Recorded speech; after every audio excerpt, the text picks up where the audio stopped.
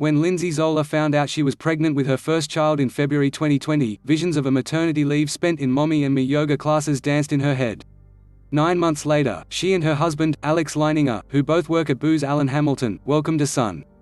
Though the COVID-19 pandemic dashed some postpartum plans, it didn't diminish the feeling of support that she got from the McLean, Virginia-based consulting firm. Along with 14 weeks of parental leave and an extra $2,000 deposited into her flexible spending account for childcare, Zoeller was encouraged to work part-time to ease her transition back to work. Her husband was afforded that same opportunity and 6 weeks of leave. It's one thing to say that you have a parental leave policy and that fathers can also take leave to help a mother who is recovering, but it's entirely different to work somewhere that encourages people to use that leave, says Zoeller, 38, a senior user experience strategist.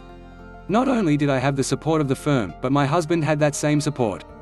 I was more scared of getting COVID than I was of any negative impact at work. Her experience isn't the norm. American women have lost 3.8 million jobs since the pandemic began. Though women's labor force participation rate has edged up slightly to 57.5% from its pandemic-era low of 57.2% in April 2020, it remains well below the 59.2% recorded in February 2020, according to the Bureau of Labor Statistics. Of the many reasons for this trend, including the fact that industries typically dominated by women were among the hardest hit by the economic effects of the coronavirus, research from the U.S. Census Bureau and Federal Reserve shows 32.1% of unemployed women ages 25 to 44 had left the workforce by July 2020 due to childcare demands, as compared to just 12.1% of men in that same group. Many employers are now faced with trying to woo those employees back. Booz Allen Hamilton is not one of them. We did not see a disproportionate attrition level.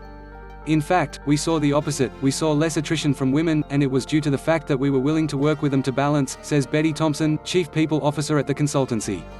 Among other things, the firm's managers were encouraged to avoid scheduling meetings at the start of the school day, so parents could get their kids set up on Zoom.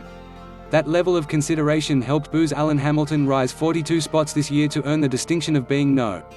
1 on Forbes' annual ranking of America's best employers for women. Forbes teamed up with market research company Statista to identify the companies liked most by female workers. The list was compiled by surveying 50,000 Americans, including 30,000 women, working for businesses with at least 1,000 employees.